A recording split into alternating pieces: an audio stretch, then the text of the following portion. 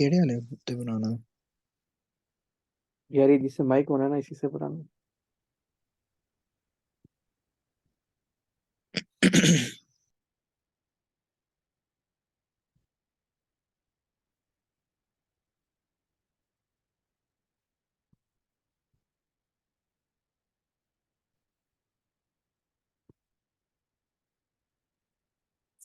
वो किसी आगे टॉपिक स्टार्ट करते हैं। लास्ट टाइम हमने क्या पढ़ा था? हाइपरथायराइडिज्म पढ़ा था, हाइपोथायराइडिज्म पढ़ा था, पैजेट डिजीज ऑफ बोन पढ़ा था। इसको सारा डिटेल में देख लिया था। हमारा थायराइड में से जो नेक्स्ट पोर्शन बच गया था वो रहता था हमारे कार्सिनोमास। ठीक है, थायराइड न्यूप्लेजिया वाला टॉपिक रह गया था, बाकी सारे कवर हो गया था। थायराइड न्यूप्लेजिया स्टार्ट करने से पहले ना, सबसे पहले आपको पता होना चाहिए कि थायराइड न्यूप्लेजिया के अंदर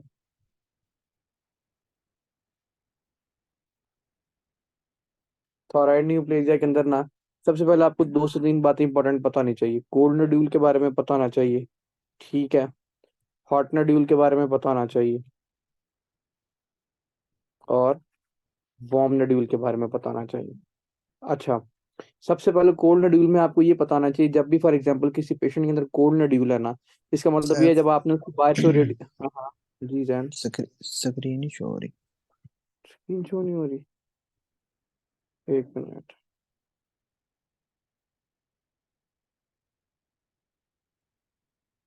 अब शो हो रही है? ओके। ओके, अगर अब शो हो रही है तो। अच्छा, थोराइड न्यूप्लेजिया स्टार्ट कर रहे थे, इसमें मैंने आपको नोड्यूल्स के बारे में बताया। 3 तरह के नोड्यूल होते हैं, कोल्ड नोड्यूल, एक हॉट नोड्यूल, एक वार्म नोड्यूल। कोल्ड नोड्यूल में ये होता है कि जो आप अगर बाहर से रेडियो एक्टिव आयोडीन देते हो ना, अगर फॉर एग्जांपल ये कम यूज कर रही है, नॉर्मल से कम यूज कर रही है, इसका मतलब ये है कि इस पेशेंट के अंदर या कोई ना कोई एडिनोमा है या इस पेशेंट के अंदर कार्सिनोमा है। और ये हमारे लिए ज्यादा खतरे की घंटी बजाता है। क्यों? क्योंकि हमें पता ही नहीं चल रहा होता है यार इसके अंदर इशू क्या है, जो हमारा जो आयोडीन यूज ही नहीं हो रहा। हॉट नोड्यूल्स वाले पेशेंट के अंदर ये होता है, जब आप उसको बाहर से आयोडीन दे रहे होते हो ना, ये एक्सेस अमाउंट में यूज करता है। ठीक है, जब ये एक्सेस अमाउंट में यूज करता है, आपको पता है किसके अंदर कर सकता है, ग्रेव डिजीज के अंदर कर सकता है। कल जब मैंने आपको ग्रेव डिजीज पढ़ाई थी, मैंने आपको कहा था जो आपको थॉराइड स्टिमुलेटिंग हार्मोन रिसेप्टर को एक्टिवेट करता है, ये आपके ग्लैंड पे जब ये एक्टिवेट हो जाएगा, कौन एक्टिवेट करता है? हाँ जी, कल वाले टॉपिक में से बताएं कि कौन एक्टिवेट करता है आपको टीएसएच रिसेप्टर को। टीएसएच वाले रिसेप्टर को कौन एक्टिवेट करता है?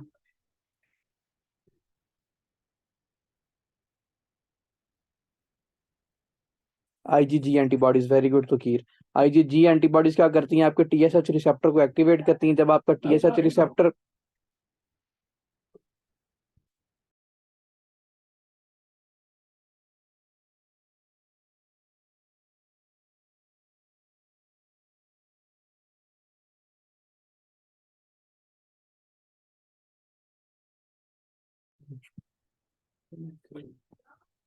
अच्छा, मैं क्या आपको बता रहा था कि आपकी आईजीजी एंटीबॉडीज क्या करती हैं? आपके थायराइड स्टिमुलेटिंग हार्मोन रिसेप्टर को एक्टिवेट करती हैं। जब आपके थायराइड स्टिमुलेटिंग हार्मोन को एक्टिवेट करती हैं, तो आपको जो थायराइड ग्लैंड होता है वो ओवर एक्टिविटी करता है। जब वो आपकी ओवर एक्टिविटी करता है तो T3 और T4 ज्यादा से ज्यादा प्रोड्यूस करता है, और थायराइड स्टिमुलेटिंग हार्मोन का लेवल इटसेल्फ बॉडी में कम होता है। ये बात बताई थी। जैसे आप बाहर से आयोडीन देंगे, आयोडीन जाके क्या करेगा, ज्यादा से ज्यादा T3 T4 बनाएगा, टीएसएच ओवर एक्टिविटी करेगा, तो उसकी वजह से भी क्या हो सकता है, ग्रेव डिजीज हो सकता है। हम कह सकते हैं कि ग्रेव डिजीज वाले पेशेंट के अंदर हॉट नोड्यूल्स देखते हैं। और किसके अंदर देखते हैं? फॉर एग्जाम्पल किसी के अंदर एक से ज्यादा नोड्यूल्स हैं, मल्टी नोड्यूलर ग्वाइटर वाला हमारे पास पेशेंट है, तो आपको पता है जितने नोड्यूल होंगे उसमें उतनी T3 T4 भी बनेगी, उतना ज्यादा वो ओवर एक्टिविटी करेगा। तो हॉट नोड्यूल्स किसके अंदर देख सकते हैं? मल्टी नोड्यूलर ग्वाइटर वाले पेशेंट के अंदर भी दे सकते हैं। वार्म नोड्यूल एक नॉर्मल कंडीशन है। ठीक है, इसने नॉर्मल क्वांटिटी में यूज करना होता है। आप आयोडीन बाहर से दे, जितनी इसको थायराइड को चाहिए होती है ना, उसने सिर्फ उतनी ही यूज करनी होती है। ये नोड्यूल्स के बारे में कर आपको पता होना चाहिए। अच्छा, अब इसको हम इन्वेस्टिगेट कैसे करते हैं? इन्वेस्टिगेट करते हैं फाइन निडल एस्पिरेशन से। हम इसको क्या करते हैं, इन्वेस्टिगेट करते हैं। निडल के जरिए हम क्या ले लेते हैं, टिश्यू को ले लेते हैं। टिश्यू को फिर क्या करते हैं, लैब्स पे जाके इसकी बायोप्सी करते हैं, और फिर देखते हैं कि जिसको इशू क्या है, with the help of needle. ये बात याद रखनी है, फाइन निडल एस्पिरेशन इसीलिए इसका नाम है। ठीक है, इसको इन्वेस्टिगेट ऐसे करते हैं। अब हम टॉपिक स्टार्ट करते हैं। सबसे जो पहला हमारी वो है न्यूप्लाजिया है। वो हमारे पास है फोलिकुलर एडिनोमा। फोलिकुलर एडिनोमा में आपको पता होना चाहिए एडिनोमा का मतलब क्या होता है, पहले तो ये बताया ना। हाँ जी, एडिनोमा का मतलब क्या होता है? What is adenoma? Benign cancer है कि मेलिग्नेंट है? बिनाइन कैंसर है, ओके। कौन सा है बच्चों? बिनाइन कैंसर है। ठीक है जी, बिनाइन कैंसर है। अब आपको पता है ये क्या है, एक बिनाइन कैंसर। फॉर एग्जांपल ऐसे करके मैंने एक थॉराइड ग्लैंड बना दिया, ये यहाँ पे इसके क्या पड़ा हुआ बच्चों, फॉलिकल पड़ा हुआ है, ठीक है। यहाँ पे आगे इसके कैप्सूल पड़ा हुआ है ऐसे करके ना। तो जो आपका ये एडिनोमा होगा ना, ये क्या करेगा आपके फॉलिकल के अंदर, तो क्या हो गया, एडिनोमा हो जाएगा, लेकिन ये जो कैप्सूल है ना, इसको क्रॉस नहीं करेगा बस। ठीक है, आपने इतना याद रखना है कि कैप्सूल क्रॉस नहीं करेगा। मोस्ट लाइकली अगर आपसे पूछा जाए किस पेशेंट के अंदर होता है, तो आपने बताना हाइपरथायराइडिज्म वाले पेशेंट के अंदर ये हो रहा होता है। ठीक है, और ये मल्टीपल नोड्यूल्स बना सकता है, बस इतना इसके बारे में आपको पता होना चाहिए। एग्जामिनर अगर इसमें से क्वेश्चन पूछेगा भी, तो आपने बताना है कि कैप्सूल को जितना मर्जी प्रोलिफरेट कर दे आपका फॉलिक्यूल, जितना मर्जी इसका साइज बढ़ता जाए इसके अंदर बिनाइन कैंसर की वजह से, लेकिन ये अपना कैप्सूल को क्रॉस नहीं करेगा। ठीक है, बस इसमें आपको यही पता होना चाहिए। फिर बात करते हैं आगे, कौन सा, ये नॉन फंक्शनल होता है सच, इसकी वजह से कोई साइड इफेक्ट भी नहीं हो सकते। सिर्फ ये होता है कि हाइपरथायराइडिज्म वाले थोड़े से इसके अंदर फीचर आ रहे होते हैं। ठीक है, फिर आगे नेक्स्ट कौन सा हमारे पास, पेपिलरी कार्सिनोमा। पेपिलरी कार्सिनोमा को डिस्कस करने से पहले आपको ना ये पता होना चाहिए कि पेपिलरी कार्सिनोमा के अंदर बच्चों होता क्या है। सबसे पहले आपने बताना है जी, papillary carcinoma most common thyroid cancer, आपने इसको बताना है। अगर एग्जामिनर पूछे सबसे अच्छा गुड प्रोग्नोसिस किसका है और सबसे ज्यादा मोस्ट कॉमन थॉराइड कैंसर कौन सा है, तो आपने बताना है पेपिलरी कार्सिनोमा है। ठीक है, नंबर वन इंपॉर्टेंट एमसीक्यूज। अच्छा, ऐसे कौन से रिस्क फैक्टर हैं जो करवा सकते हैं, भैया आपने कहना है कोई ना कोई आयनाइजेशन रेडिएशन जो होती है ना हमारे पास, ये इसकी वजह से आगे फैलता है। फॉर एग्जाम्पल पेशेंट को रेडियो लग रही थी, कीमो लग रही थी, रेडियोथेरेपी हो रही थी, इसकी इसमें क्या होता है भाई, आयनाइजेशन होती है इसमें। ठीक है, आपकी जब ज्यादा से ज्यादा रेडिएशन होती है, तो आपके जो फॉलिकल्स होते हैं वो डैमेज हो सकते हैं, फॉलिकल ओवर ग्रो कर सकते हैं। तो इस वजह से भी क्या हो सकता है, इस पेशेंट के अंदर पेपिलरी कार्सिनोमा हो सकता है। ठीक है, ओके। इसकी वजह से क्या हो सकता है बच्चों, पेपिलरी कार्सिनोमा हो सकता है। अब ये किन के अंदर कॉमन होता है, आपने बताना है कि बच्चों ये फीमेल के अंदर कॉमन होता है। एज इस पे मोस्ट स्पेसिफिकली 20 से लेके 40 ईयर के दरमियान दरमियान होती है।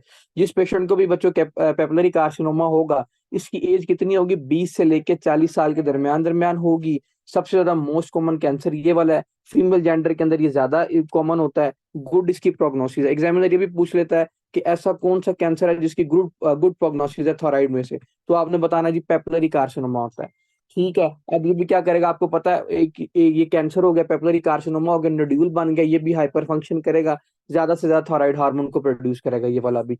अच्छा, इसमें इसे एक क्वेश्चन आता है कि ये आगे मेटास्टाइज कैसे करता है जी, ऑर्फन एनी न्यूक्लियाई देखते हैं, फॉर अभी बताता हूँ ये वाला पॉइंट भी। ये मेटास्टाइज कैसे करता है, मतलब कि अब आपको पता है ये कार्सिनोमा है ना, मलिग्नेंट है ये आगे बॉडी में कैसे फैलता है, वेरी इंपॉर्टेंट एमसीक्यू, इसको डबल टिक कर लीजिएगा। ये आपके लिम्फेटिक के जरिए पूरी बॉडी में आपके फैल रहा होता है। फिर इसमें से दूसरा क्वेश्चन ये आता है कि ये लिम्फेटिक के जरिए आगे किसके अंदर जा सकता है, तो आपने बताना है भाई ये ब्लड के अंदर जा सकता है। पहले इसके लिम्फेटिक स्प्रेड होता है, फिर ये ब्लड में जाता है। ब्लड के जाने के बाद फिर पूछा जाता है ऐसा कौन सा मोस्ट कॉमन ऑर्गन है जो इसकी वजह से इफेक्टेड हो सकता है, इस कैंसर की वजह से आपका कौन सा ऑर्गन ज्यादा इफेक्टेड हो सकता है, तो आपने बताना है जी लंग होता है। लंग्स जो होते हैं ना हमारे पास, ये मोस्ट कॉमनली इफेक्टेड होते हैं किसके अंदर, पेपिलरी कार्सिनोमा के अंदर। मेटास्टाइज करता है, मलिग्नेंट कैंसर है, लिम्फेटिक के जरिए सबसे पहले ये जाता है किसके अंदर, लिम्फेटिक्स के अंदर फैलता है। लिम्फेटिक से फिर जाता है किधर, ब्लड में जाता है, ब्लड से आगे किसके अंदर फैल सकता है बच्चों, लंग्स को जाके मोस्ट स्पेसिफिकली क्या करता है, इन्वॉल्व कर सकता है। अब फॉर एग्जाम्पल किसी पेशेंट के अंदर क्या हो गया, पेपिलरी कार्सिनोमा हो गया, इसको आपने डायग्नोज कैसे करना है, वेरी इंपॉर्टेंट पॉइंट। डायग्नोज में ना इसके हम समोमा बॉडीज देखेंगे। ठीक है, number one one important point, ये इतनी स्पेसिफिक नहीं होती, क्योंकि 2 से 3 कैंसर और है जिसके अंदर हम समोमा बॉडीज देख सकते हैं। फॉर एग्जाम्पल क्रेनियोफ्रेंजियोमा होगा ना, ये ब्रेन का कैंसर है, ठीक है, एंटीरियर पिट्यूटरी का, इसके अंदर भी समोमा बॉडीज देख सकते हैं। इसके अंदर ऑर्फन एनी न्यूक्लियाई देखते होते हैं, ये मोस्ट स्पेसिफिक है, इसको नहीं आपने भूलना। ठीक है, ऑर्फन एनी न्यूक्लियाई का मतलब क्या है, मतलब कि जब हम उसका सेल चेक करेंगे ना, उसमें बच्चों न्यूक्लियस एब्सेंट होगा। वेरी इंपॉर्टेंट पॉइंट, इसको लिख लीजिएगा। अगर आपसे कोई पूछे कि ऑर्फन एनी न्यूक्लियाई क्या होता है, आपने बताया एम्प्टी न्यूक्लियस होता है, तो ये इसका डायग्नोस्टिक फीचर है। ठीक है, और मैंने इसको आपको क्या बताया, इसके नाम समोमा बॉडीज देखते हैं। किसी को पता है समोमा बॉडीज क्या होता है, हाँ जी।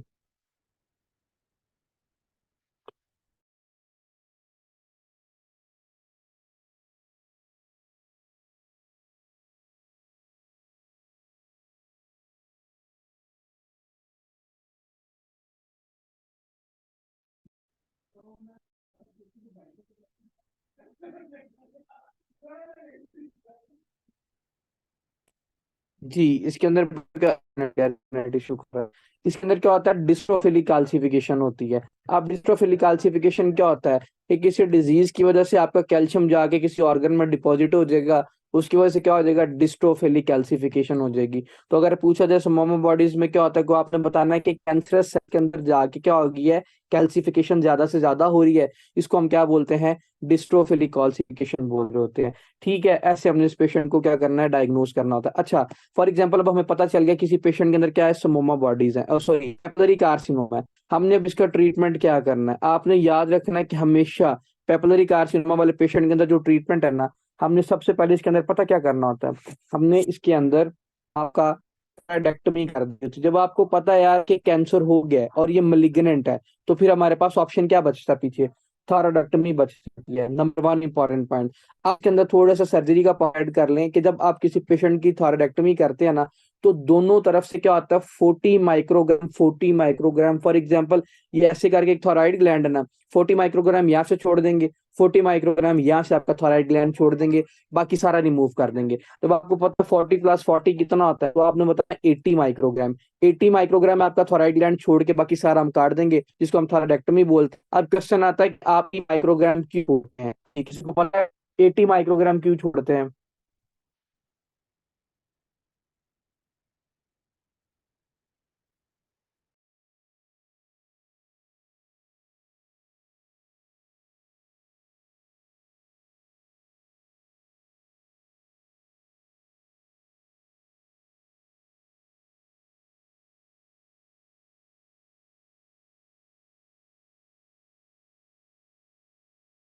एक मिनट में आपको मैसेज दे, इंटरनेट इशू का राज। हाइपोथायराइडिज्म ना, वेरी गुड। तो ये पेशेंट के अंदर हाइपोथायराइडिज्म ना हो जाए, तो इस वजह से क्या करना है, हमने दोनों तरफ से 40 माइक्रोग्राम छोड़ देने हैं। तो इसकी वजह से इस पेशेंट के अंदर क्या होगा, हाइपोथायराइडिज्म नहीं होगा। क्या इसके पास हमारा ट्रीटमेंट ऑफ चॉइस होता है, आपको पता है कैंसर है तो हमने इसके अंदर क्या करनी होती है, भाई थोराडेक्टमी करनी होती है, और अपने पास कोई हल नहीं होता। अगर आपने फॉर एग्जांपल किसी पेशेंट के अंदर टोटल थोराडेक्टमी कर दी, मतलब आपने उसका करीब जो वो कंप्लीट थोराइड ग्लैंड है वही रिमूव कर दिया, तो साथ हम इसके क्या ऐसा ड्रग है जो देंगे जो इसको हाइपोथायराइडिज्म ना होने दे?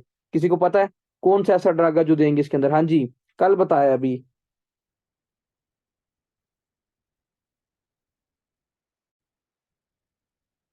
वेरी गुड तहसीन, इसको हम क्या देंगे बच्चों, थॉरैक्सिन देंगे, लीवोथॉरैक्सिन देंगे। अब इसका मैकेनिज्म ऑफ एक्शन भी बताओ, ये क्या करता है? जो हमारे पास T4 पड़ा होता है उसको ज्यादा से ज्यादा T3 में चेंज कर रहा होता है। ठीक है, ये इसका मैकेनिज्म ऑफ एक्शन है। आपने क्या करना है, टोटल थॉराइडेक्टोमी वाले पेशेंट के अंदर आपने लीवोथॉरैक्सिन साथ देनी होती है। उसकी रीजन ये होती है कि इस पेशेंट के अंदर क्या हो, हाइपोथॉराइडिज्म ना हो। इसके अलावा और हम क्या करते हैं, इस पेशेंट के अंदर ना थायरोग्लोबुलिन का लेवल चेक कर रहे होते हैं। थायरोग्लोबुलिन का लेवल इसलिए चेक कर रहे होते हैं कि ये क्या होता है, ये आपकी एक प्रोटीन होती है जो किधर से प्रोड्यूस हो रही होती है बच्चों, आपके थॉराइड ग्लैंड से प्रोड्यूस हो रही होती है। ठीक है, अगर तो फॉर एग्जांपल किसी पेशेंट के अगर आपने ये कर दी, टोटल थोराडेक्टमी कर दी या आपने हेमी थोराडेक्टमी कर दी, 80 ग्राम दोनों साइड से छोड़ दिया, उसका जो थायरोग्लोबिन का लेवल है वो डे बाय डे बढ़ता जाए, ये इंडिकेट करेगा कि उस पेशेंट के अंदर दोबारा कैंसर हो रहा है। ठीक है, रिकरेंट हो रहा है, ठीक है, रीअकरेंस हो रही है इस पेशेंट के अंदर दोबारा कैंसर की। ये वाला इंपॉर्टेंट पॉइंट याद रखना है। थायरोग्लोबिन का लेवल इसलिए चेक करते हैं। इसके बाद हम आगे डिस्कस करते हैं, वो है फॉलिकुलर कार्सिनोमा। फॉलिकुलर कार्सिनोमा में पता क्या होता है, देखें, जब मैंने आपको फॉलिकुलर एडिनोमा पढ़ाया था, मैंने उसको बताया था कि फॉर एग्जांपल ये आपका क्या है, एक फॉलिकल है, यहाँ इसके कैप्सूल पड़ा होता है। इसमें सिर्फ एक ही पॉइंट याद रखने वाला है, ये कौन सा पॉइंट रिपीट करूं, लास्ट वाला। अच्छा यार, इसमें मैंने आपको ये बताया था कि हम इसमें थायरोग्लोबुलिन का लेवल भी चेक करेंगे। थायरोग्लोबुलिन का लेवल हम इस पेशेंट के अंदर इसलिए चेक करेंगे क्योंकि देखें, जो आपका थायरोग्लोबिन ये प्रोटीन है, ये प्रोड्यूस होती है आपके थॉराइड ग्लैंड से। अगर फॉर एग्जांपल अगर किसी पेशेंट के अंदर आपने थॉराइड ये हेमीथोरेक्टमी कर दी या टोटल थॉराइडेक्टमी कर दी, ठीक है, फॉर एग्जांपल मेरे पास एक पेशेंट आया था, इसको उसको था पेपिलरी कार्सिनोमा, मैंने उसकी क्या कर दी, हेमीथोरेक्टमी कर दी। मतलब कि आधा थायराइड ग्लैंड काटा, आधा नहीं काटा। बाद में मेरे पास वो दोबारा आया टेस्ट करवाने, मैंने उसको थायरोग्लोबुलिन का लेवल चेक करना है। अगर तो उसके थायरोग्लोबुलिन का लेवल पहले से डबल हुआ, इसका मतलब यह है कि इसको दोबारा रिकरेंस हो रहा है, दोबारा इसको कैंसर हो रहा है, दोबारा सेल इसके मेटास्टाइज हो रहे हैं। बस इतनी सी बात याद रखनी इसके अंदर। ठीक है, समझ आ गई तो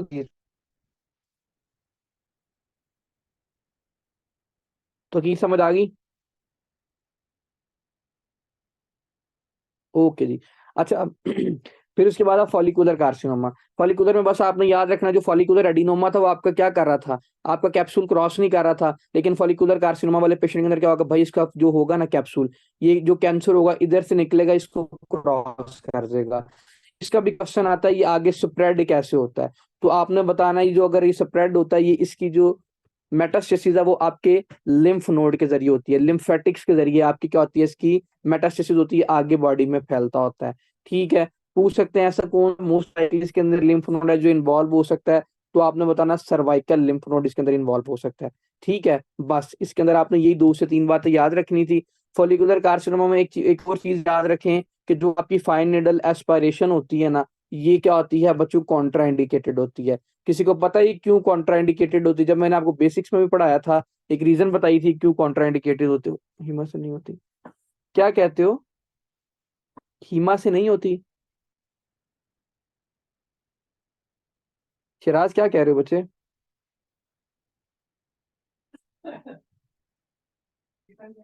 हाँ ओके ओके, हाँ इसकी फॉलिकुलर स्प्रेड है, वो आपकी लिम्फेटिक है, वो हिमाटोलॉजी से, वो उसकी ब्लड के जरिए नहीं होती। ठीक है जी, ओके, मैंने पता नहीं की कह रहा है। ओके, फाइनल एस्पिरेशन इसके अंदर क्यों कॉन्ट्राइंडिकेट है? होगा तो कैंसर स्प्रेड होगा, हाँ जी बिल्कुल। फाइन निडल एस्पिरेशन इसलिए, एक बात याद रखनी है, एक तो ये आप कैप्सूल को डैमेज कर सकता है, दूसरा फाइन निडल एस्पिरेशन जो होता है ना, वो आपके बारे में बताता है, सेल्स के बारे में बता रहा होता है, ना कि आपके कैप्सूल के बारे में बता रहा होता है। ठीक है, इसीलिए क्या करना है हमने इसके अंदर, फाइन निडल एस्पिरेशन क्या करनी है, नहीं करनी हमने, सिंपल इसके अंदर क्या प्रेफर करनी है बच्चों, बायोप्सी करनी होती है। ठीक है, इन्वेस्टिगेशन ऑफ चॉइस है। इसका ट्रीटमेंट टोटल सेम है, जस्ट सेम, आप कह लो कि पेपिलरी कार्सिनोमा की तरह। क्या क्या मैंने उसका ट्रीटमेंट बताया था, कोई बच्चा रिपीट करेगा? हाँ जी, कोई बच्चा रिपीट करेगा, इसका क्या ट्रीटमेंट है?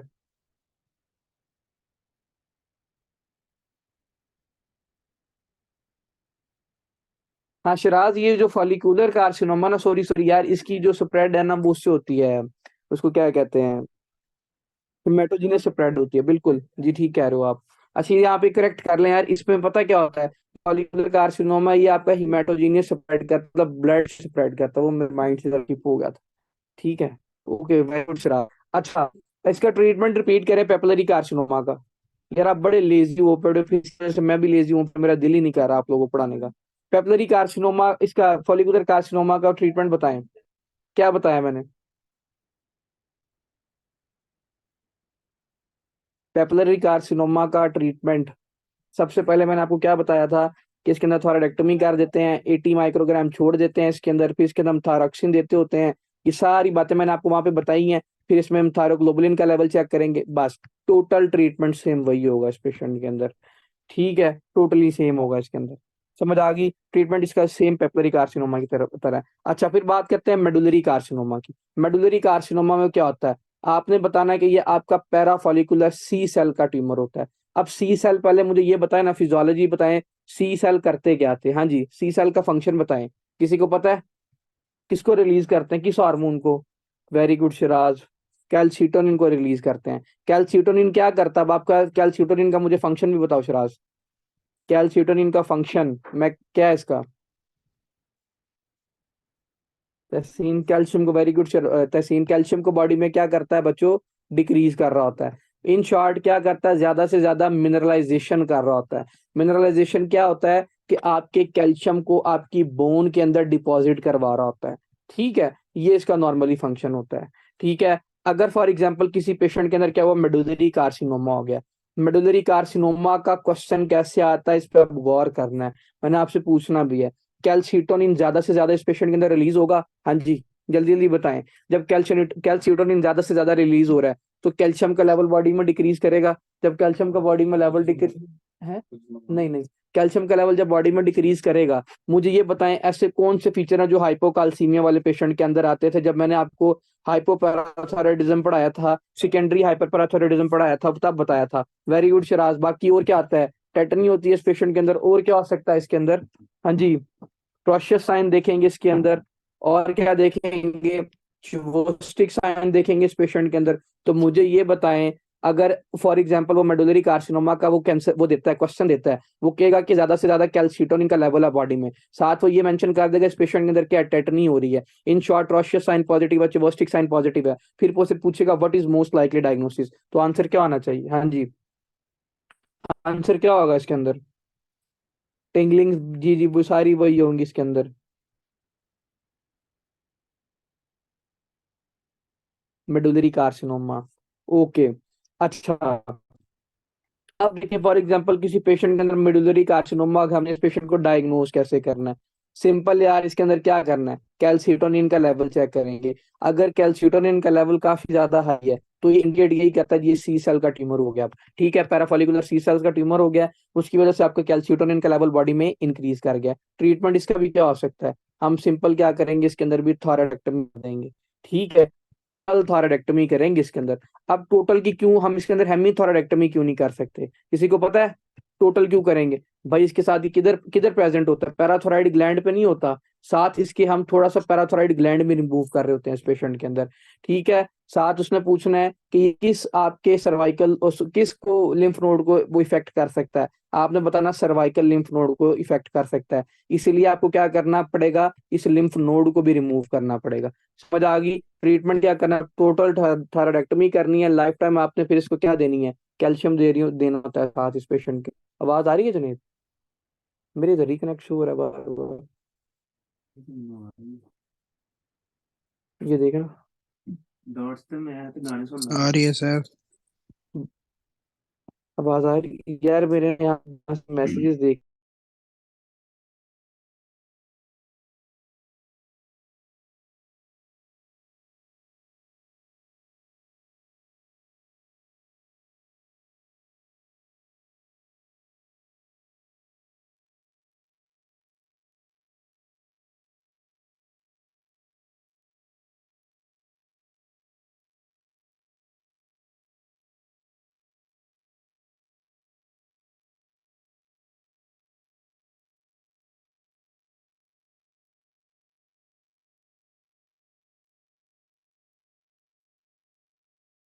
यार एक मिनट में जरा दूसरे फोन से ज्वाइन कर लूँ।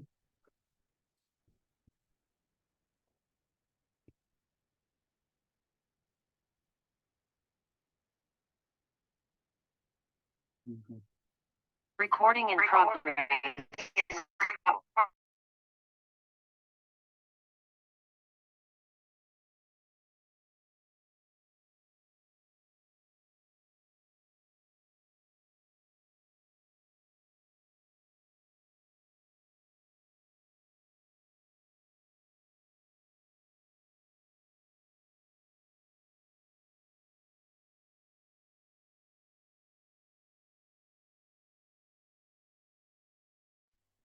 अच्छा शराब, मैं रिपीट कर देता हूँ, जैन मीटिंग वो करना, मुझे होस्ट पे बनाना जरा।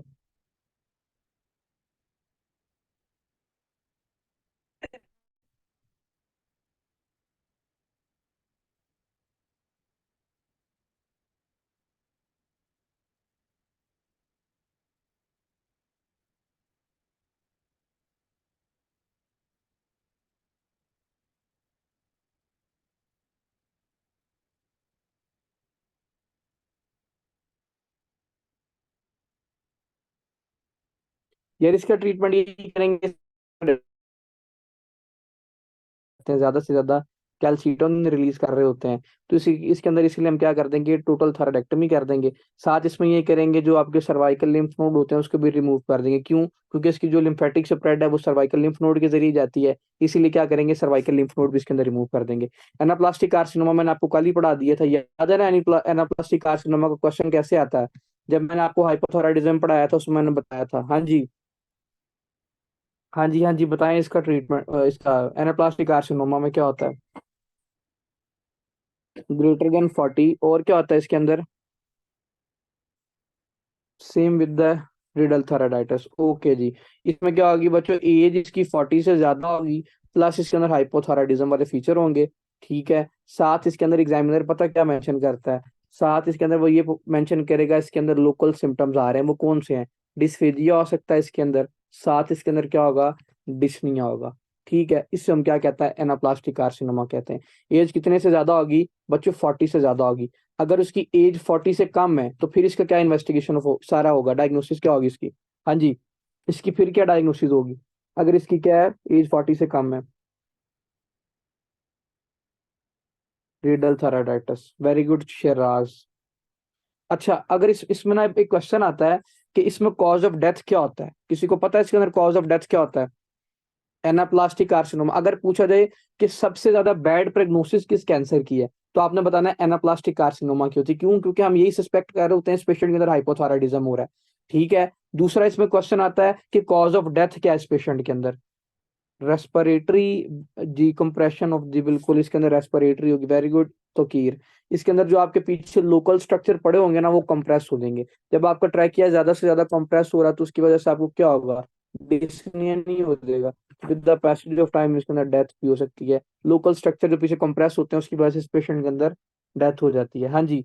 कैंसर में से किसी का कोई क्वेश्चन? कैंसर में से किसी का कोई भी क्वेश्चन?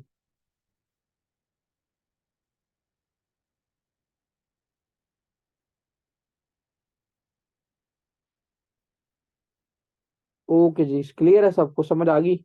अच्छा, आगे जो हम डिस्कस करते हैं ना बच्चों, वो इंपॉर्टेंट टॉपिक है, वो है कुशिंग सिंड्रोम और कुशिंग डिजीज। ठीक है। इसको जरा ध्यान से सुनिएगा ताकि एक ही दफा मैंने बार बार रिपीट नहीं करना। जरा गौर से सुनिएगा। कुशिंग डिजीज क्या होता है और कुशिंग सिंड्रोम क्या होता है, पहले तो मुझे ये बताया ना दोनों में डिफरेंशियल पॉइंट क्या है, कुशिंग डिजीज और कुशिंग सिंड्रोम के अंदर? किसी को पता है?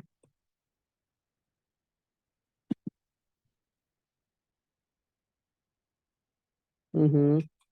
जो ब्रेन से होता है वो कौन सा होता है? शाबाश। डिजीज में एडिनोमा हो रहा था। और यार अगर कुशिंग सिंड्रोम की बात आए ना, इसका मतलब ये है कि आपके एड्रिनल ग्लैंड पे इशू है। ठीक है। अगर कुशिंग डिजीज की बात आए ना, इसका मतलब ये है अगर वो जो आपका इशू है वो किधर है, आपके ब्रेन पे इशू है। ठीक है, बस इतना याद रखना है। अगर कुशिंग सिंड्रोम का पूछा जाए, किसका? कुशिंग से आसान अल्फाजों में याद रखो, आपने बताना है कि इसके एड्रिनल ग्लैंड पे इशू आ रहा है। ठीक है। अगर कुशिंग डिजीज का पूछा जाए तो आपने कहना है कि इसके किधर अब इशू आ रहा है, इसके एंटीरियर पिट्यूटरी पे इशू आ रहा है। ठीक है। आपको पता है एड्रीनोकोर्टिकोट्रोपिक हार्मोन तो उधर से रिलीज हो रहा होता है ना। अब सबसे पहले इसको डिस्कस करने से पहले ना, नॉर्मल मैं आपको कोर्टिसोल की फिजियोलॉजी बता दूं, फिर आप उसी को थोड़ा सा इन्वर्स करेंगे, उसकी पैथोलॉजी बन जाएगी, सारा डायग्नोसिस और ट्रीटमेंट उसका हम ऐड कर लेंगे। आपका कोर्टिकोट्रोपिक रिलीजिंग हार्मोन आया आपके हाइपोथैलेमस से, आगे किधर जाता है? एड्रीनोकोर्टिकोट्रोपिक हार्मोन को मैसेज देता है। वो एड्रीनोकोर्टिकोट्रोपिक हार्मोन आगे किसको मैसेज देता है? आपके एड्रिनल ग्लैंड को मैसेज दे रहा होता है। एड्रिनल ग्लैंड पे ऐसी कौन सी लेयर थी, ऐसे कौन सा स्टेप था जिससे आपका कोर्टिसोल रिलीज हो रहा था? हाँ जी। जोना फेसिकुलेटा था कि या जोना ग्लोमेरुलोसा था? हाँ जी बताएं, मैंने आपको बताया आपको। जोना फेसिकुलेटा और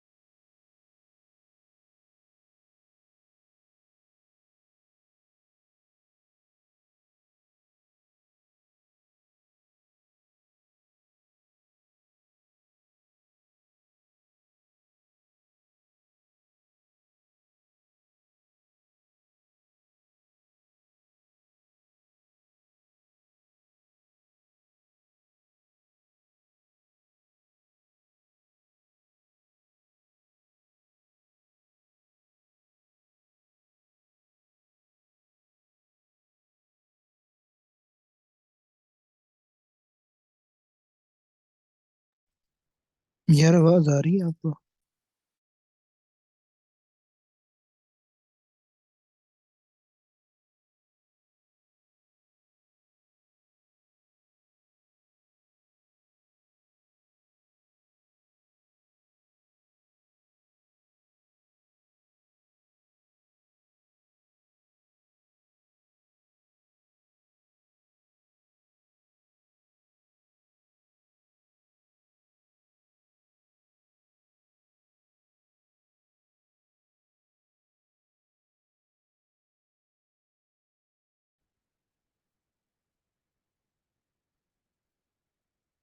होस्ट करनी यार। ਅਸੀਂ ਜੇ ਸੋਚਿਆ ਸਾਰ ਪਾਣੀ ਸ਼ਾਣੀ ਪੀਣ ਚਲੇ ਗਏ ਨੇ। नहीं नहीं यार, मैं कब से पढ़ा रहा हूँ, मुझे नहीं पता कि मैं उसमें मीटिंग में नहीं हूँ, क्योंकि मैंने व्हाइट बोर्ड ऑन किया हुआ, मुझे तो पता ही नहीं पीछे मीटिंग चल भी रही हो तो नहीं उसका पता चलता। जो दूसरा फोन है उससे तो मैं अभी भी कनेक्ट नहीं हूँ, जिससे मैं मैसेजेस देख रहा होता हूँ आपके। वो कपड़े निकाल के भी आ गए हो। यार ये मुझे होस्ट बनाना, मतलब फिर शुरू से पढ़ाना पड़ेगा कोर्टिसोल। वो बन तीन ते सैफुल्ला बैठे ने 10 किलो बनावा। एक तू बैठा है, एक मैसेज पढ़ने वाला बैठा है, एक से पढ़ा रहा हूँ। वो दूसरा किहड़े ते बना। अच्छा खड़ो जहाँ से माइक, यहाँ जो तो बोलदा पिया। हाँ जहाँ से ये अभी अभी इसको करो। हम्म।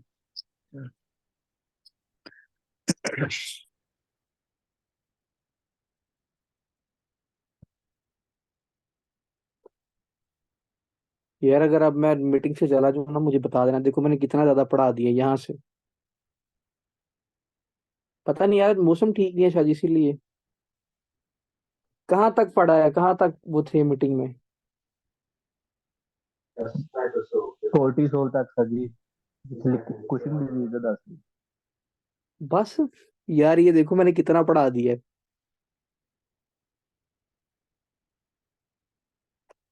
अच्छा चलो दोबारा आ जाओ, कोई बात नहीं। Just zone. अच्छा चलो जस्ट जोन तक। अच्छा। जोना फेसिकुलेटा से क्या होता है, आपका बच्चों कोर्टिसोल रिलीज होता है। कोर्टिसोल का फंक्शन क्या है आप वो लिख लें। कोर्टिसोल काम क्या करता है? कोर्टिसोल का काम ये होता है कि आपके ब्लड प्रेशर को मेंटेन करता है। अब ये ब्लड प्रेशर को वो सिग्नल अब्जॉर्ब कर रहे हैं। अच्छा, ब्लड प्रेशर को पता कैसे मेंटेन करता है? फॉर एग्जांपल ये आपके ये एक ब्लड वेसल है, यहाँ पे इसके अल्फा 1 रिसेप्टर होते हैं ना, यहाँ पे ऐसे करके। जब भी आपका कोर्टिसोल का लेवल इंक्रीज करता है, ये क्या करता है, अल्फा 1 रिसेप्टर को ज्यादा से ज्यादा एक्टिवेट करता है। जब अल्फा 1 रिसेप्टर ज्यादा से ज्यादा एक्टिवेट करेंगे तो क्या होगा, वैजो कंस्ट्रिक्शन होगी। जितनी वैजो कंस्ट्रिक्शन होगी उतना प्रीलोड बढ़ेगा, और इसका ब्लड प्रेशर क्या करेगा, इंक्रीज कर देगा। तो क्या है बच्चों, ये ब्लड प्रेशर इंक्रीज करवा सकता है। फॉर एग्जाम्पल किसी पेशेंट के अंदर बार बार हाइपोटेंशन हो रही है, ब्लड प्रेशर डिक्रीज कर रहा है, तो क्या कोर्टिसोल इसका रिलीज होके आपकी हाइपरटेंशन करवा सकता है, ब्लड प्रेशर को मेंटेन करवा सकता है? हाँ जी। शाबाश। इसका ब्लड प्रेशर। ओके जी। दूसरा पॉइंट ये पता क्या करता है, ये आपकी इंसुलिन के रेजिस्टेंस करवा रहा होता है। जब आपकी इंसुलिन की रेजिस्टेंस हो गई तो मुझे ये बताएं, क्या इस पेशेंट के अंदर डायबिटीज मेलाइटिस हो सकती है? आप ग्लूकोज यूटिलाइज हो नहीं रही, ग्लूकोज का लेवल बॉडी में इंक्रीज कर देगा, तो डायबिटीज मेलाइटिस होगी इस पेशेंट के अंदर। Second important point. तीसरा इंपॉर्टेंट पॉइंट आपने ये बताना बच्चों, ये ग्लूकोनियोजेनेसिस कर रहा होता है। आप ग्लूकोनियोजेनेसिस पर पता है क्या हो रहा होता है, ये आपके क्या करता है, लीवर से क्या करता है, जो नॉन कार्ब्स पड़े होते हैं ना, उसकी ब्रेकडाउन ज्यादा से ज्यादा करवाता है। इन शॉर्ट प्रोटीन वगैरह की ना, उससे क्या करवा रहा था, आपकी आगे ग्लूकोज बना रहा था। ठीक है, जितनी ग्लूकोनियोजेनेसिस ज्यादा होगी उतना ग्लूकोज ज्यादा बनेगा। नंबर वन इंपॉर्टेंट पॉइंट, इस पे याद रखें। सेकंड, इसमें आपने ये याद रखना है कि ये लिपोलाइसिस ज्यादा करवा रहा होता है। जब मैंने आपको डायबिटीज मेलाइटिस पढ़ाया था, मैंने आपको बताया था कि जो आपके पास एक्सेस ग्लूकोज होती है ना, वो आगे फ्री फैटी एसिड के अंदर चेंज होकर आपके एडिपोज टिश्यू में डिपॉजिट होती है। याद है ना? और ये कौन करवा रहा होता है, आपका इंसुलिन करवा रहा होता है। मैंने ऊपर आपको ये दूसरा फंक्शन पढ़ाया था कि इंसुलिन के रेजिस्टेंस करवाता है। अब जब बॉडी में इंसुलिन की रेजिस्टेंस होगी तो ग्लूकोज फ्री फैटी एसिड के अंदर चेंज नहीं होंगे, जो ऑलरेडी हमारे पास फ्री फैटी एसिड पड़े हुए थे, वो आगे किसके अंदर चेंज हो जाएगी दोबारा, वो भाई ग्लूकोज के अंदर चेंज हो जाएंगे। तो इन शॉर्ट कह सकते हैं बॉडी में ग्लूकोज का लेवल इंक्रीज कर रहा है, आपको डायबिटीज मेलाइटिस करवा रहा है। हाँ जी, डायबिटीज मेलाइटिस करवा रहा है ये। हमेशा याद रखना है, जो डायबिटीज होती है ना, वो कभी भी एक्सेस कार्ब्स या शुगर खाने की वजह से नहीं होती, वो हमेशा किसी ना किसी स्ट्रेस लेने की वजह से होती है। जब बॉडी में क्या होता है, आपकी ज्यादा से ज्यादा ग्लूकोनियोजेनेसिस हो रही हो, लिपोलाइसिस ज्यादा से ज्यादा हो रही हो, या इंसुलिन की रेजिस्टेंस ज्यादा से ज्यादा हो रही हो, तब बॉडी में क्या होता है, डायबिटीज मेलाइटिस हो रहा होता है। ठीक है, तो हम कह सकते हैं कोर्टिसोल आपका डायबिटीज मेलाइटिस करवा सकता है, एक्सेस कोर्टिसोल। हाँ जी, बताएं बताएं। एक्सेस कोर्टिसोल डायबिटीज मेलाइटिस करवा सकता है? ओके जी, करवा सकता है जी। अच्छा, तीसरा काम पता है बच्चों ये क्या करता है बॉडी में, ये इन्फ्लामेशन को कम कर रहा होता है। ठीक है, इन्फ्लामेशन को कैसे कम करेगा, किसी को पता है कैसे इन्फ्लामेशन को कम करेगा? बच्चों ये आपके जो ल्यूकोट्रीन्स होते हैं ना, उसकी प्रोडक्शन को कम कर देगा। दूसरा, आपका प्रोस्टाग्लैंडिन की प्रोडक्शन को कम कर देगा। आपको पता है इन्फ्लामेशन तो यही करवाते थे ना, ल्यूकोट्रीन्स और प्रोस्टाग्लैंडिन। अगर इसकी ही उसने प्रोडक्शन को कम करवा दिया तो इसके अंदर क्या होगी भाई, इन्फ्लामेशन भी कम होगी। ठीक है। दूसरा, मैंने जब आपको ओस्टियोपोरोसिस पढ़ाया था, वहां पे हमने देखा था कि जो आपकी कुशिंग डिजीज होती है वो क्या करती है, कुशिंग डिजीज या एक्सेस कोर्टिसोल कह लो, वो आपकी ओस्टियोपोरोसिस करवा रही होती। क्यों भाई? ये आपकी बोन फॉर्मेशन नहीं होने देती, बोन की ओस्टियोक्लास्टिक एक्टिविटी को ज्यादा करती है। जब बोन की ओस्टियोक्लास्टिक एक्टिविटी को वो ज्यादा करेगी तो इसकी वजह से क्या होगा बच्चों, मुझे ये बताएं, इसकी वजह से ओस्टियोपोरोसिस हो सकता है। तो हम ये कह सकते हैं कि आपका जो ये कुशिंग डिजीज है, कुशिंग सिंड्रोम है, या इसके अंदर कोर्टिसोल का लेवल बढ़ता है तो आपकी ओस्टियोपोरोसिस ज्यादा से ज्यादा हो सकती है। हाँ जी, बताएं, हम इस पेशेंट के अंदर ये कह सकते हैं।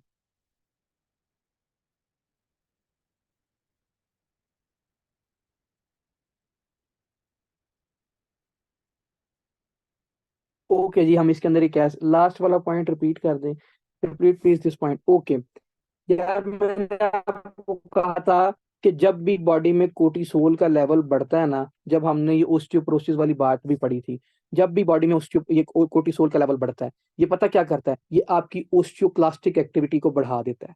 ठीक है, किसको बढ़ाता है? ओस्टियोक्लास्टिक एक्टिविटी को। कैसे बढ़ाता है? ये आपके रैंक एल रिसेप्टर को ज्यादा से ज्यादा स्टिमुलेट करता है, जो बोन पर प्रेजेंट होते हैं। उसकी वजह से आपकी क्या होती है भाई? बोन्स ब्रेकडाउन ज्यादा से ज्यादा होती है, ओस्टियोपोरोसिस ज्यादा से ज्यादा होती है। तो हम ये कह सकते हैं, फॉर एग्जांपल एक पेशेंट आया मेरे पास कुशिंग डिजीज का या कुशिंग सिंड्रोम का है, उसके अंदर ये हो सकती है ओस्टियोपोरोसिस ज्यादा से ज्यादा। हाँ जी, बताएं, क्या हम ये कह सकते हैं? जल्दी जल्दी बताएं।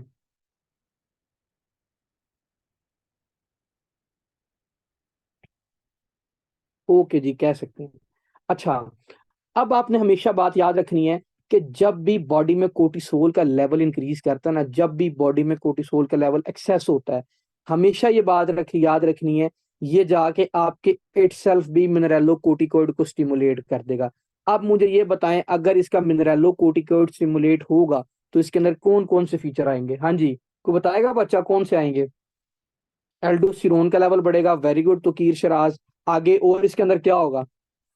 इसके अंदर फीचर बताएं और क्या क्या हो सकता है अगर बॉडी में एल्डोस्टेरोन ज्यादा से ज्यादा काम कर रहा है। कुशिंग डिजीज या कुशिंग सिंड्रोम का पेशेंट है हमारे पास। हाँ जी, सिंड्रोम ऑफ अपेरेंटली, वो बताता हूँ अभी यार, वो आगे क्या आता है, वो 11 बीटा हाइड्रोक्सी उसकी वजह से, डेफिशिएंसी की वजह से हो सकता है। वो ये नहीं है, एल्डोस्टेरोन जब ज्यादा से ज्यादा आपका बनेगा। ठीक है, मुझे ये बताएं, क्या इस पेशेंट के अंदर मेटाबॉलिक अल्कलोसिस होगी कि एसिडोसिस होगी? मेटाबॉलिक अल्कलोसिस होगी इस पेशेंट के अंदर। इस पेशेंट के अंदर हाइपोक्लीमिया होगा, इस पेशेंट के अंदर हाइपरनेट्रीमिया हो सकता है। हाँ जी, शाबाश, ये सारे फीचर देखेंगे इस पेशेंट के अंदर, कुशिंग डिजीज वाले इसके अंदर हम देख सकते हैं। तो हम इसके अंदर ये सारे फीचर भी देखेंगे। अब जितने भी हमने नॉर्मल फंक्शन पढ़े हैं ना, इसको आप वो कर दो, इन्वर्स कर दो, इंसुलिन की रेजिस्टेंस हो रही है ना, इसको बढ़ा दो। तो क्या हम कह सकते हैं डायबिटीज मेलाइटस हो सकता है कोर्टिसोल की वजह से? Number one. दूसरा, हम ये कह सकते हैं कि इन्फेक्शन का रेशो बढ़ सकती है बॉडी में, अगर हम किसी पेशेंट के अंदर कुशिंग डिजीज है या कुशिंग सिंड्रोम है या कोर्टिसोल का लेवल इंक्रीज कर रहा है, तो क्या इसकी वजह से हम कह सकते हैं कि जो इन्फेक्शन का रेट है वो बॉडी में बढ़ेगा? तीसरी इंपॉर्टेंट बात, क्या हम ये कह सकते हैं कि इस पेशेंट के अंदर जो बोन की ब्रेकडाउन है वो ज्यादा से ज्यादा हो रही है? हाँ जी, हम ये सारे फीचर देख सकते हैं। हम इसके अंदर ये कह सकते हैं कि इसके अंदर क्या हो रहा है, हाइपरटेंशन हो रही है, इसके अंदर और क्या हो रहा है, हाइपोक्लीमिया हो रहा है इस पेशेंट के अंदर, और इस पेशेंट के अंदर क्या हो रहा है, मेटाबॉलिक एल्कलोसिस हो रही है। तो ये सारी बातें हम लिख सकते हैं यहाँ पे। हाँ जी, हाँ जी, बताएं जी, जल्दी जल्दी बताएं।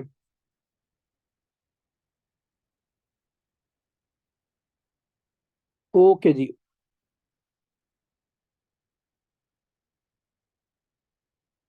ओके जी। अच्छा, तो खीर इंसान बन, तो क्यों करानी है अपनी? अच्छा, और इस पेशेंट के अंदर क्या हो सकता है? इस पेशेंट के अंदर मून फेस हो सकता है, साथ और पता क्या होता है, बुफेलो हम्प हो सकती है। बुफेलो हम्प ये होता है कि जो आपका सर्वाइकल रीजन होता है ना, यहाँ पे आपकी स्वेलिंग हो जाती है फ्लूइड की रिटेंशन की वजह से, या ग्लूकोज एक्सेस डिपोजिशन होने की वजह से आपके सर्वाइकल एरिया पे पता क्या होता है, बुफेलो हम्प। ये जैसे इसने ऊंट का वो सेंड नहीं किया हुआ, कोहान जिसको हम बोलते होते हैं, हमारी सर्वाइकल रीजन पे ऐसा है कोहान सा बन जाएगा, जिसको हम क्या कहते हैं, बुफेलो हम्प बोल रहे होते हैं। अच्छा, ये और पता क्या करता है, ये आपके कोलाजन की प्रोडक्शन को डिक्रीज करता है। जब आपके कोलाजन की प्रोडक्शन डिक्रीज हो जाएगी तो मुझे ये बताएं, इसकी वजह से स्ट्राई बन सकते हैं, स्ट्रेच मार्क बन सकते हैं पूरी बॉडी पे? हाँ जी, वेरी गुड चिराग, इसकी वजह से बॉडी पे क्या हो सकता है बच्चों, स्ट्राई भी बन सकते हैं। अच्छा, अब फॉर एग्जांपल मेरे पास कुशिंग सिंड्रोम का पेशेंट आया। अच्छा, इसकी पहले तो ना कॉजेज लिखे ना होता क्यों है। अगर तो बच्चों आपका एक टॉपिक अगर प्रोडक्शन हो रही हो ना, एक टॉपिक का मतलब क्या है, एक टॉपिक एसीटीएच की प्रोडक्शन ज्यादा से ज्यादा हो रही हो, हम इसको कुशिंग डिजीज कहेंगे, कुशिंग सिंड्रोम कहेंगे? पहले तो मुझे ये बताए ना, हम इसको कुशिंग डिजीज कहेंगे कि सिंड्रोम कहेंगे? स्मॉल सेल लंग कार्सिनोमा बोलेंगे इसको, वेरी गुड। ठीक है, इसको हम क्या कहेंगे बच्चों? कुशिंग डिजीज कहेंगे। स्मॉल सेल लंग कार्सिनोमा से क्या होता है बच्चों? आपका फॉर एग्जांपल किसी को स्मॉल सेल लंग कार्सिनोमा था, इसने क्या किया? With the help of paraneoplastic syndrome, इसकी वजह से इसने जाके किसको स्टिमुलेट किया? एड्रिनोकोर्टिकोट्रोपिक हार्मोन को स्टिमुलेट किया। जब इसने एड्रिनोकोर्टिकोट्रोपिक हार्मोन को स्टिमुलेट किया, भाई इसमें आपका एसीटीएच बढ़ रहा है, फिर जाके आपका एड्रिनल ग्लैंड स्टिमुलेट होगा। तो हम इसको लिख सकते हैं, ये आपकी कुशिंग डिजीज करवा सकता है। हाँ जी, बताएं जी, हम इसको कुशिंग डिजीज के अंदर लिख सकते हैं, हम इसको कुशिंग डिजीज के अंदर लिखेंगे। दूसरा इंपॉर्टेंट पॉइंट क्या होता है? ओके, दूसरा इंपॉर्टेंट पॉइंट पता है इसमें क्या होता है? अगर फॉर एग्जांपल किसी पेशेंट को एसीटीएच ट्यूमर हो गया, एसीटीएच ट्यूमर की तकरीबन कह सकते हैं ऐसा भाई। अच्छा, एसीटीएच ट्यूमर की वजह से पता क्या होता है? देखें, जब आपका एसीटीएच ट्यूमर होता है ना, इसकी वजह से जो आपका एंटीरियर पिट्यूटरी से ज्यादा क्या रिलीज होगा? एड्रीनोकोर्टिकोट्रोपिक हार्मोन रिलीज होगा। जब इसका एड्रीनोकोर्टिकोट्रोपिक हार्मोन ज्यादा से ज्यादा रिलीज होगा, तो मुझे ये बताएं, ये जाके एड्रिनल ग्लैंड को दोबारा ज्यादा से ज्यादा मैसेज नहीं देगा? जब एड्रिनल ग्लैंड को ज्यादा से ज्यादा मैसेज देगा, तो हम इसको कह सकते हैं ये भी कुशिंग डिजीज करवा रहा है। हाँ जी, शाबाश, बताते जाएं, इसको हम कुशिंग डिजीज के अंदर लिखेंगे। तीसरा इंपॉर्टेंट पॉइंट, अगर तो उसका कोई ना कोई एड्रीनल ट्यूमर है, ठीक है, एड्रीनल ग्लैंड के अंदर ट्यूमर है। मैंने आपको शुरू में टॉपिक स्टार्ट करने करते वक्त बताया था कि अगर किसी पेशेंट के अंदर एड्रीनल ट्यूमर हो, ट्यूमर की वजह से प्रोडक्शन ज्यादा हो रही हो, हम उसको किसके अंदर लिखते हैं? कुशिंग सिंड्रोम के अंदर नहीं लिखते होते? हाँ जी, जब एड्रिनल पे स्पेसिफिकली इशू हो, तो हम इसको कुशिंग सिंड्रोम लिखेंगे या प्राइमरी सिंड्रोम लिखेंगे। वेरी गुड टुकीर, क्योंकि अब हमारे ऑर्गन पे मसला आ रहा है। ठीक है, हम इसको प्राइमरी सिंड्रोम के अंदर लिख सकते हैं। अब हमने करनी है इसकी इन्वेस्टिगेशन। बच्चों ये इंपॉर्टेंट काफी है, ये है तो वैसे आसान है, लेकिन ये समझने में मुश्किल है। तो इधर जरा ध्यान इधर ही अपना रखना, आगे पीछे जो फोन यूज कर रहे हैं ऑलरेडी, वो भी बंद कर दें, इसको एक दफा समझ लीजिएगा, फिर हम अपना टॉपिक क्लोज इसको खत्म करते हैं। ठीक है। अच्छा, फॉर एग्जाम्पल मेरे पास एक पेशेंट आया, कौन सा? Cushing disease. कुशिंग डिजीज का है कि कुशिंग सिंड्रोम का है? पहले तो भाई मैंने इसको इन्वेस्टिगेट करना है कि कुशिंग डिजीज का है कि कुशिंग सिंड्रोम का है। Very important. ट्रीटमेंट मैंने फिर इसके अकॉर्डिंग ही करना है ना। अगर मेरे इस पे इशू हुआ किधर, ब्रेन पे हुआ, तो मैं ब्रेन को ठीक करूंगा। अगर मेरे इशू हुआ एड्रिनल ग्लैंड पे, तो मैं एड्रिनल ग्लैंड को ठीक करूंगा। ठीक है। हमने इसके अंदर पता क्या देना भाई? हाई डोज डेक्सामेथासोन देना है। ठीक है। अब डेक्सामेथासोन क्या है, पहले तो मुझे ये बताएं, ये स्टेरॉइड नहीं है? हाँ जी, तो कोर्टिसोल भी क्या है? स्टेरॉइड नहीं है। हम इसके अंदर बाहर से क्या देंगे? डेक्सामेथासोन देंगे। हाई डोज डेक्सामेथासोन दे सकते हैं, और क्या कर सकते हैं, इस पेशेंट के अंदर लो डोज भी दे सकते हैं। ठीक है। देना कितना है? 1 मिलीग्राम ओवरनाइट देना होता है ये। ठीक है। जब मैंने किसी को ये दिया, को क्या दिया? डेक्सामेथासोन बाहर से दिया। दूसरा काम मैंने इसके अंदर पता क्या करना है? दूसरा काम मैंने इसके अंदर एड्रीनोकोर्टिकोट्रोपिक हार्मोन का लेवल मेजर करना है कि बॉडी में कितना है, ज्यादा है, कम है, क्या इसका नॉर्मल लेवल है, क्या नॉर्मल लेवल है या बढ़ गया। एक साइड पे मैं पहले आपको बताता हूँ कि मैंने अगर किसी पेशेंट के अंदर दिया क्या? डेक्सामेथासोन दिया, मैंने उसका एसीटीएच का लेवल चेक किया, वो क्या कर गया? सुप्रेस कर गया, उसका लेवल बॉडी में क्या कर गया? डिक्रीज कर दिया। ठीक है, हाई डोज मैंने दिया। अब मुझे ये चीज इंडिकेट कर रहा है कि इस पेशेंट के अंदर क्या है, ये या तो इसके अंदर कुशिंग डिजीज है। अगर ये क्या कर गया? सुप्रेस कर गया। क्यों? कि जब मैंने आपको कोर्टिसोल ही बाहर से दे दिया, तो जो नॉर्मल बॉडी का प्रोड्यूस हो रहा था, वो आपका एड्रिनल ग्लैंड कर रहा था ना। और कर कैसे रहा था? एड्रिनोकोर्टिकोट्रोपिक हार्मोन के जरिए कर रहा था। जब बॉडी में ऑलरेडी कोर्टिसोल इतना ज्यादा हो गया, तो कोर्टिसोल खुद जाके मैसेज देगा एड्रिनोकोर्टिकोट्रोपिक हार्मोन को कि भाई मैं ऑलरेडी मेरी मेरे पास ही कोर्टिसोल ज्यादा है, अपनी प्रोडक्शन को कम कर दो। तो जब मैंने उसको बाहर से हाई डोज इसको दिया, हाई डोज डेक्सामेथासोन दिया, स्टीरॉइड दिया, तो क्या उसका एसीटीएच जब सुप्रेस करेगा कि इंक्रीज करेगा? हाँ जी, ये बताएं। अगर वो सुप्रेस कर रहा है तो इशू किधर है फिर, ये भी बताएं।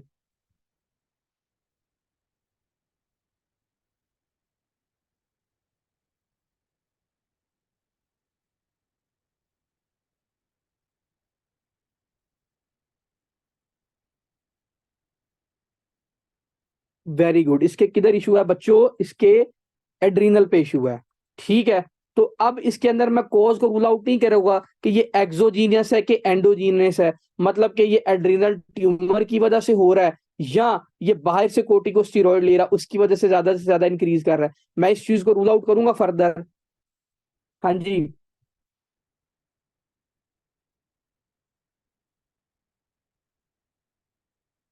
ओके जी, ये तो मैंने बता दिया अगर वो कर गया सुप्रेस। दूसरा काम क्या करना है? अगर मैंने इसको एसीटीएच दिया बाहर से, उसका लेवल अब क्या कर गया, बॉडी इंक्रीज कर गया, increase कर गया। अब उसका एलिवेट कर गया हाई डोज डेक्सामेथासोन टेस्ट देने की वजह से।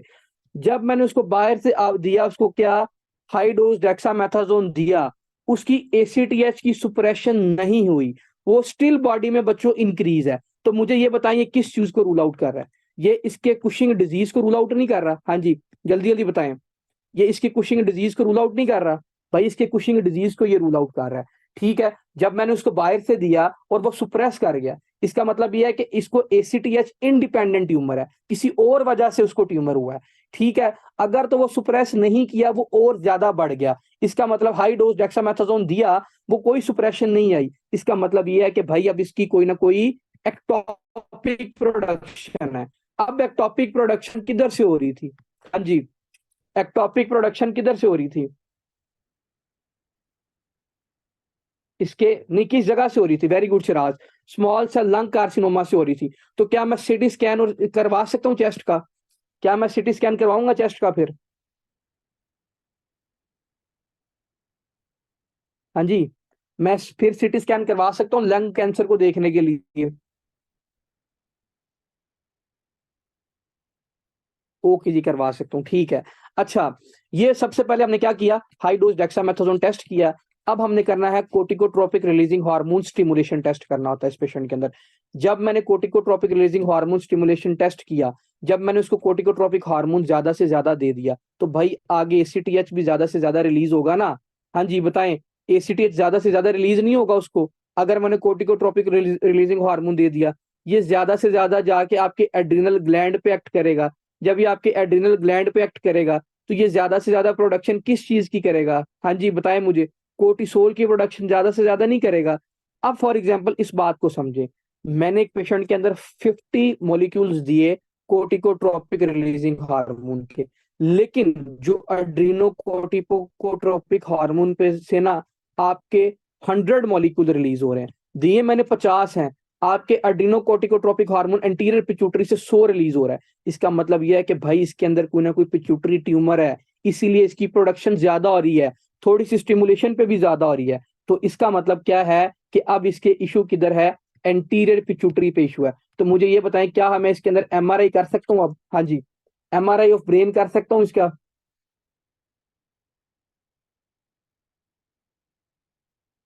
ओके जी, मैं इसमें क्या करूंगा? एमआरआई ऑफ ब्रेन करूंगा। ठीक है। अच्छा, अगर मैंने उसको क्या दिया बच्चों? कोर्टिकोट्रोपिक रिलीजिंग हार्मोन स्टिमुलेशन पीछे से मैंने इसको दी, उसका एसीटीएच पे कोई फर्क नहीं आया, ना वो इंक्रीज किया बच्चों, ना वो डिक्रीज किया। ठीक है, लेकिन जो बॉडी में फीचर आ रहे हैं, वो सारे कौन से आ रहे हैं? आपके कुशिंग डिजीज के आ रहे हैं। तो मुझे सस्पेक्टेड है कि इसके अंदर कोई ना कोई अब एक्टोपिक प्रोडक्शन हो रही है। ठीक है, अगर उसकी कोई ना कोई एक्टोपिक प्रोडक्शन होगी, वो किधर से होती है? स्मॉल सेल लंग कार्सिनोमा से होती है।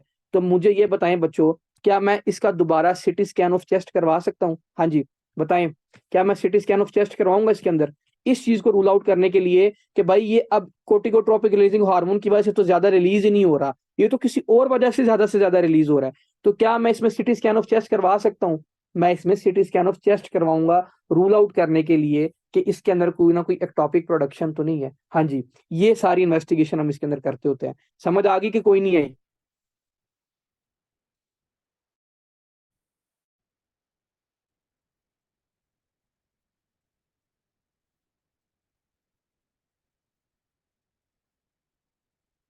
सबको समझ आ गई है?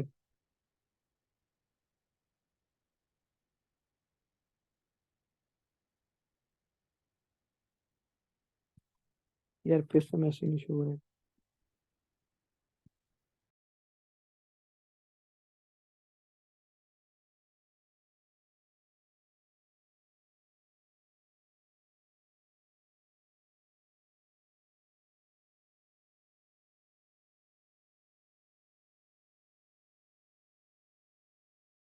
ओके, तो गिर मैं इसको ना एक दफा रिपीट कर देता हूँ।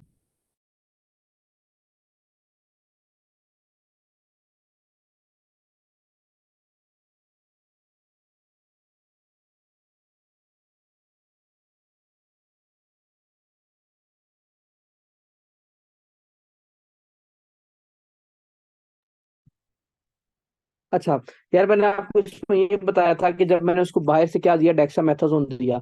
डेक्सामेथासोन देने की वजह से अगर तो उसका एड्रीनोकोर्टिकोट्रोपिक रिलीजिंग हार्मोन सुप्रेस कर देगा ना, इसका मतलब ये है कि इसका जो अब ट्यूमर है वो एसीटीएच पे नहीं था। इसका ट्यूमर किधर था कि भाई अब एड्रिनल ग्लैंड पे इशू था, जिसकी वजह से जब मैंने उसको कोर्टिसोल ज्यादा से ज्यादा दिया और उसने अपनी प्रोडक्शन जो एसीटीएच की थी वो कम कर दी। मतलब कि ये अब जो ट्यूमर है वो मेरे एड्रिनल ग्लैंड का है। समझ आ रही है? तो की आवाज आ रही है? बाकी सबको भी आ रही है ना?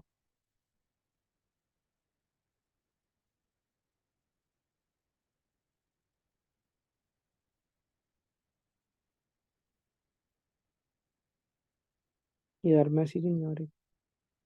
ओके।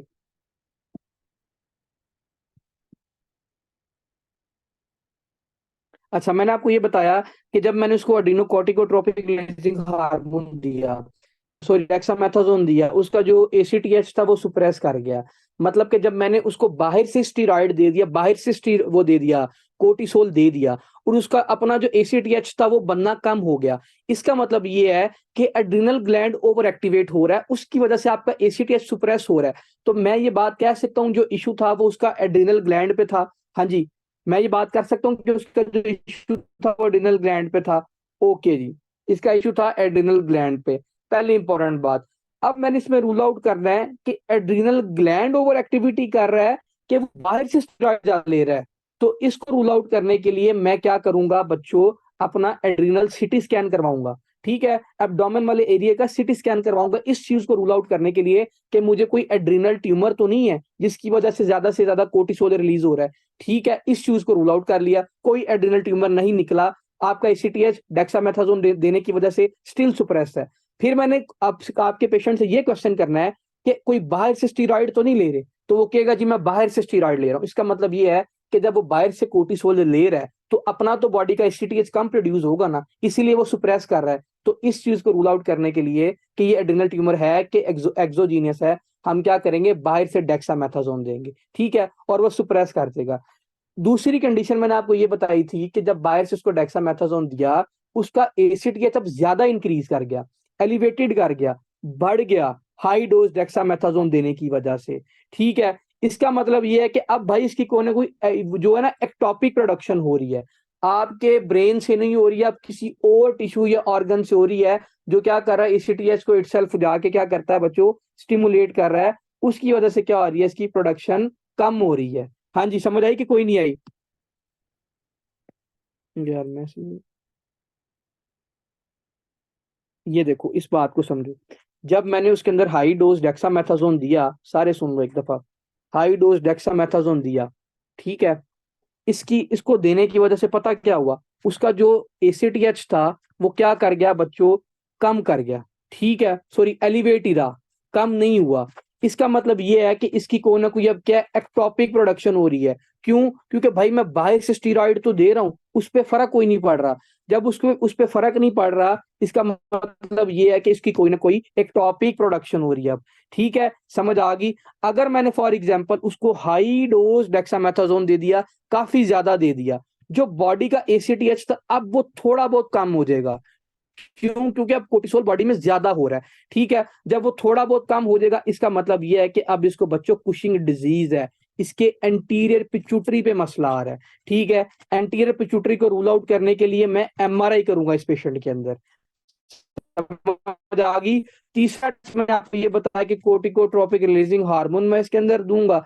अगर तो कोर्टिकोट्रोपिक रिलीजिंग हार्मोन देने की वजह से एसीटीएच की प्रोडक्शन ज्यादा से ज्यादा हो रही है, इसका मतलब यह है कि इसके अंदर क्या है, कुशिंग डिजीज है। अभी आपके इंटीरियर पिट्यूटरी पे मसला है। अगर मैंने उसको कोर्टिकोट्रोपिक रिलीजिंग हार्मोन दिया, एसीटीएच पे कोई फर्क ना आया, इसका मतलब क्या है, इसके अंदर अब क्या है, अगेन एक्टॉपिक प्रोडक्शन हो रही है। बस ये 3 से 4 इंपॉर्टेंट बातें थी, और इसमें कोई नहीं थी। हाँ जी, समझ गई तो ठीक।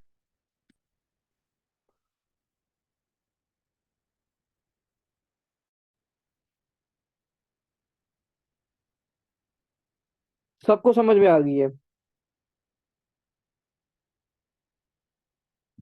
ओके जगह समझ में आ गई, ठीक है, ओके। अच्छा, अब फॉर एग्जांपल मेरे पास एक पेशेंट आया, उसको कुशिंग डिजीज है, कुशिंग सिंड्रोम, मैंने उसको ट्रीट कैसे करना है? बच्चों हमेशा याद रखना है, सिंपल सा ट्रीटमेंट है। अगर उसको कुशिंग सिंड्रोम हो रहा है ना, तो मैंने पता क्या करना है इसके अंदर, उसकी एड्रीनालेक्टमी कर देनी है। जिसका मतलब जिस ग्लैंड से, एड्रीनल ग्लैंड से वो ज्यादा से ज्यादा प्रोड्यूस हो रहा है, मैं उस ग्लैंड को रिमूव कर दूंगा। पहला इंपॉर्टेंट पॉइंट। अगर तो उसके अंदर कुशिंग डिजीज हो रही है, मतलब क्या ब्रेन से प्रोडक्शन ज्यादा हो रही है, तो मैं क्या करूंगा, ग्रोथ हार्मोन के जब मैंने पढ़ाया था, उसके अंदर मैंने एक सर्जरी का नाम बताया था, याद है कि कोई नहीं याद? प्रोलैक्टिन वाले पे, वेरी गुड शिराज, ट्रांसफिनाइडल सर्जरी कर देंगे इसके अंदर। ठीक है, इसके ट्यूमर को रिमूव कर देंगे ट्रांसफिनाइडल सर्जरी करके। अब इसकी जो प्रोडक्शन है वो ज्यादा नहीं होगी।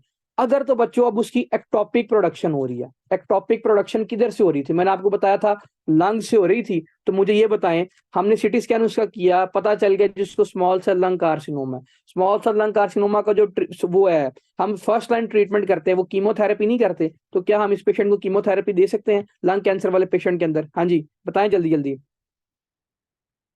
तो भाई इसके अंदर हम क्या करेंगे, कीमोथेरेपी देंगे लंग्स वाले पेशेंट के अंदर। ठीक है, जो उसका इशू, मतलब ट्रीट द अंडरलाइन कॉज, जो उसकी कॉज है हमने उसको ट्रीट करना होता है, और इसमें कोई ऐसी रॉकेट साइंस नहीं है। ठीक है, समझ में आ गया यहाँ तक?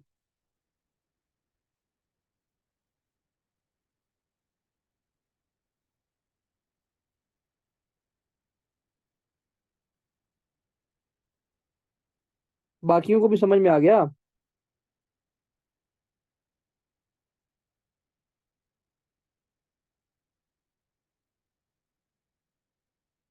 ओके जी। अच्छा यार, इसके बाद ना लास्ट एक टॉपिक है, उसको देख लें, फिर उसके बाद बस वो वही है, मल्टीपल एंडोक्राइन न्यूप्लेसिया वाला है, वो 2 से 3 मिनट का है, ठीक है? उस पर ज्यादा टाइम नहीं लगना। वो कर लें कि रहने दें, कल ही कर लें उसको? हाइपोपिट्यूटरिज्म के साथ 2 टॉपिक रह गए हैं आपके सिर्फ, तो फिर कल ही कर लेंगे, कल वाली क्लास में एंडो को एंड कर देंगे। ओके जी। ये जो इसकी इन्वेस्टिगेशन है ना, मुझे पता है ये थोड़ी सी ना डिफिकल्ट है, थोड़ी समझने में मसला होगा। मेरे पास इसकी शॉर्ट वीडियो पड़ी है, वो मैं आपको ग्रुप में ना शेयर कर दूंगा, बेशक एक दफा वो भी सुन लीजिएगा। ठीक है। ओके जी। ओके जी। फी मान अल्लाह। अल्लाह हाफिज।